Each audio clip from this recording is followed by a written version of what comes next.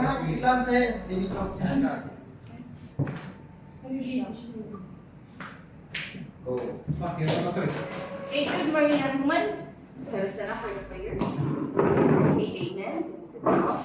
Okay, good morning everyone. My name is Kathy Marisakay. I will be your trainer for the qualification for giving in C2. Okay, to start with, let's check for your attendance. Miss Rowena Mohammed is here. Okay, good morning ma'am. Okay, to this session or activity, okay, for today's activity, I will let you fill out the date line form. This form is for me to learn about you, especially in your learning styles. Okay, and fill out. Okay, thank you so much. Next, I have here a self-assessment check. So this is for me to know if you have prior learning about the competences of this qualification. There are two boxes, yes or no. If you choose yes, you will provide evidence about these competencies. You will provide me training, you have trainings or your work-related certificates. Okay, thank you, ma'am. Okay. Next is, I will let you answer the test. Don't worry, it will not affect your grading system. Just answer it correctly. Thank you so much, ma'am. Okay, I already checked your self-assessment checklist. So you have a prior knowledge about the competency in provide care and support to infants, provide care and support to children, and maintain cleaning and preparing and cold meals. So you have with you your evidences. Okay, thank you, ma'am. I will submit this one to the admission office for them to validate. And about your pre-test, good job, you have a high score. Okay, now we will proceed to the orientation. So welcome to Prince AMT Training and Assessment Center. So this is the vision and mission of the institution. And we have the competency-based training. So approach to vocational educational training. And this is the competency-based training. So it is very important na alam nyo ano yung flow ng ating training. And these are the 10 principles of CBT. Principle 1, more on magbabase tayo sa curriculum under competency standard. And principle 3 is training is individualized, self-paced. So depende sa inyo, kung ikaw mabilis, you can proceed to another competencies. Okay, and the rule of a trainee, meron kayong dapat sundin. Trainees must learn and rate within program. And trainees are responsible on what and when they learn and perform it. And also me as a trainer, I will serve as the team member and instill confidence in the learner by providing experiences where learners may be succeeded. Okay, so you are taking caregiving in situ, right? If you are competent or pass this qualification, you will be able to, or this competent, you will be a caregiver for infant and toddler, caregiver for children, caregiver for an elderly, caregiver for people with special needs. And we have competencies that you need to undergo or training, basic, common, and core competencies. For basic, you will have to train 18 hours. Same with common competencies, and the longest is the core competency, which have 750 hours. So ito yung mga kailangan ninyong i-train. Of course, we have learning resources. We have the session plan, learning materials, laptop, example, assessment tools, written performance, and the monitoring tools, training, matrix, achievement, and the progress chart. And for methodologies, lecture, actual, on-the-job training, and video presentation. For assessment, we have assessment methods by written tests, performance tests, demonstration, oral questioning, and observation. So this is the example of monitoring tools for progress chart, for achievement chart, and the training matrix. Okay, for grading system, 2 types only, competent or not yet competent. And this is the layout of the caregiving in C2. So this is the practical area, which is the heart of the training, where the trainees do the demonstration. Okay. Is there any questions? Okay, thank you. So Miss Mohammed, I already received the feedback from the admission office. So you have already the prior knowledge for the competencies. Okay, can you stand up please, ma'am? So, from the evidences that you've submitted, you are already competent for this competencies. Okay, congratulations. Thank you. Can you sit down? Okay, according to your pretest, I already group you into groupings. So group 1, kindly proceed to demonstration area. Ms. Muhammad, you're in group 2, kindly stay so that we can proceed to the courses or to the competencies. Okay, core competency, provide care and services to elderly. So it is very important to establish and maintain appropriate relationship with the elderly as a caregiver. So to develop it, it is very important to have a good communication and relationship building in the elderly care. So who are the elderly? So they are the individuals in later ages of life. The term is often used in social and medical contexts to categorize population with specific needs and characteristics. And it is very important also that effective communication relationship building serve as the foundation of safety, integrity, and quality of life. Yan yung kailangan natin i-maintain as a caregiver. Okay, and also building a rapport is very important. It is a bridge of trust between the two people, you and your patient. And also active listening is very important because it gives the client, you need to give to your client the full attention, not make eye-to-eye contact while we speak. Okay, components of active listening. SOLER is very important. SOLER stands for face the person squarely, open posture, avoid crossing arms, lean slightly to give attention or interest, maintain relaxed eye-to-eye contact, and lastly is be relaxed. Okay? So, and also encourage paraphrasing. Example, go on, tell me, so you are, or you want the elderly to share more about them. Okay, this is the video of effective communication. Good communication is the key to smooth, joyful interactions. We all like to know what's happening around us, what's expected of us, and to feel in control. Okay, is there any question, Ms. Rowena? Clarification? Nothing? Okay, if none, we will now proceed to practical work area. Okay, so this is the practical work area. It is very important in communication to have or to perform the Hindi mo kailangan yan. Okay, can you sit down, please? Ano elderly? O anak PWD?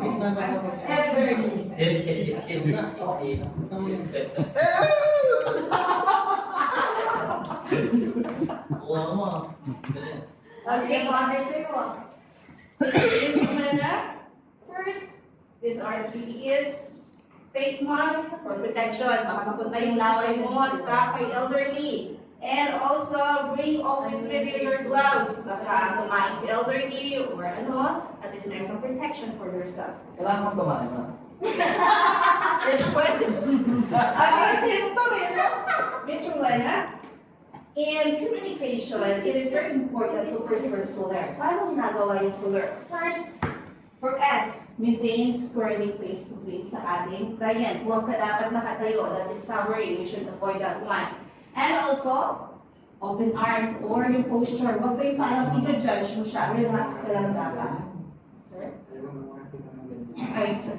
Mas lalo rin kung makakita ng ganyan. Diyos ko. Dapat na yan, sir. Pinagkakasok lang ko yan. Bakit, sir? Huwag ka naman ka na. Ano naman? Grabe naman yung prinsipyo mo! Ayaw ko makakita ng ganyan. Baka kailangan kasi ay. Prinsipyo mo, sir, ha? Hindi naman ako sa'yo. Ayaw ko lang makakita ng ganyan. Hindi naman siguro ni Sir Yan. Na-propose siguro to, dinicline. Oo nga!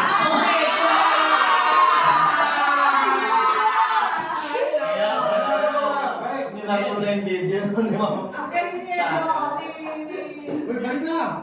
Huwag ka rin! Excuse me, hindi ako binilay. Ako nag-deny. skills niya. Yun pala yun. Kamali kayo lang. Ako na? Binabalik din namin yung luhod. Okay. 1, 2, 3. Okay, so maintain solar or perform properly. That's solar. Okay, Yeah. Kala ko may properly siya. is there any question na? No. Okay, Kasi now, baka nung binalikan. I'll give okay, before you perform, I have to attach it. So, given the necessary materials and tools, equipment are required to perform those items in accordance with accepted institutional industry standard within 30 minutes.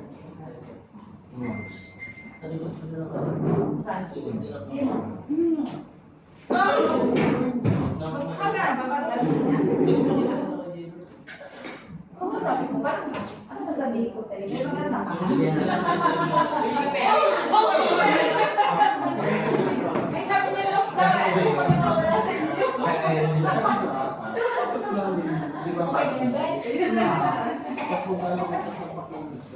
Sabi ko, brand. Ay, mali lang.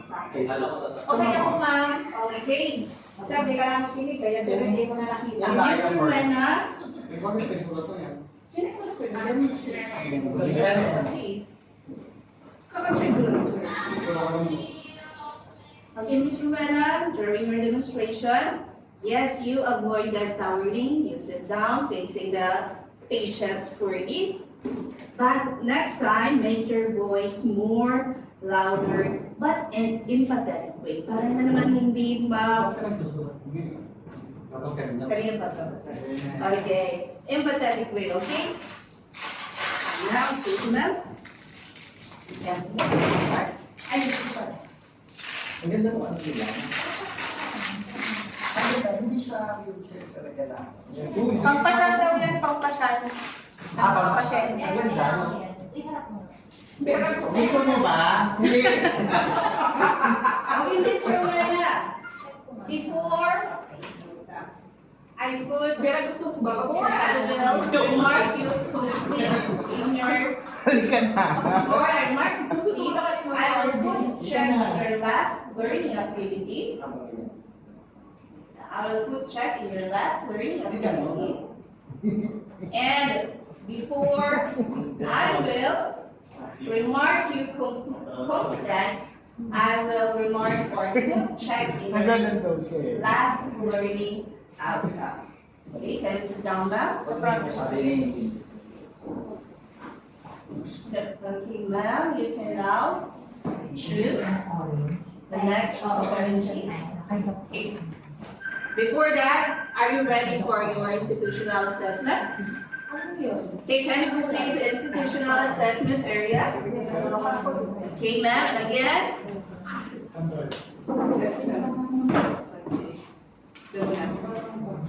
Okay, ma'am, in your institutional area, so we have 3 types of assessment. First is the written examination, demonstration, and the oral questioning. For written, this is to assist your jury, and for demonstration is to acquire your knowledge in hands-on environment. And for oral is the depth understanding in assessing critical thinking. Okay, first I will give you your written exam. And there is the answer sheet. Okay, thank you. Please proceed to institutional area. Parang dito yata. Okay, before you start, so given all the necessary tools and materials and equipment, you are required to provide care and services to elderly in accordance with accepted institutional industry standard allotted 4 hours. You should perform the following activities. Wear PPE. You have 10 minutes to prepare your materials. Perform the following tasks. Establish procedures and self-introduction. Encourage support to the elderly. And demonstrate empathy in supporting and caring for the elderly's feeling and grief. Once done, present your work to your trainer with quiz me to check your finished work and demonstrate your finished work to your trainer. Answer the written test carefully, which is done. Prepare one-on-one interview with your trainer. The trainer will provide feedback on the assessment result to indicate whether you are competent or not yet competent. Okay, this is your performance test. Para siyang. Okay. Alam ko, dito na ako iikot. Oh, pasyente. Pasyente daw. Pasyente.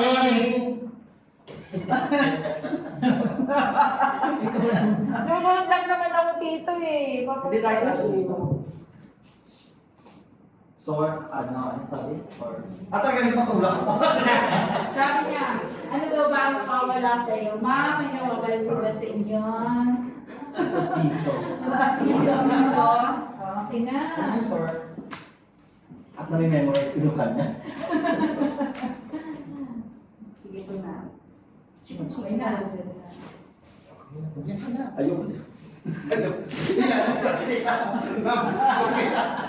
Okay. Are you done? Yes, Joe. For oral question, okay, please be relaxed. Okay, Ms. Romana, who is the ultimate responsible for making decisions? Saan yung ano ko? Client. Client. Why is it important to encourage the elderly to perform self-care activities? Ano ba? Independence. To be independent. Okay, thank you, ma'am. Okay, Ms. Romana. So, in your written exam, very good, you passed the passing score and you demonstrated well, but make sure, don't forget to use your PPE, okay? So, you forgot to use your PPE, but overall, you demonstrated well. For your oral questioning, you answered my questions correctly. Okay, can you see that? Sana ganun ka dali mag-assessment, no? Okay, so now I will mark you competent in your competency requisite for providing care and support to the elderly. Can you move forward now? Congratulations. Okay, thank you, ma'am. And sit down, please. Now you can proceed to your next competency or activity. Just choose standing up. Now I will give you your post-test. Kindly answer it. So this is to evaluate your effectiveness of instruction and training. Okay, thank you. And lastly is the training evaluation, session evaluation. Just ikaw nang bahala kung ano yung score na ibibigay mo. Okay, thank you, ma'am. So, Ms. Rowena, now you are competent to proceed for the national assessment or in situ. For the requirements, kindly proceed to the admission office so that we can give you instruction on what are the requirements to do and where is the assessment center to be done with your or for your assessment. Okay, ma'am? Thank you so much. Have a good day. Sino po? Asan na si Sir? So, wala kasi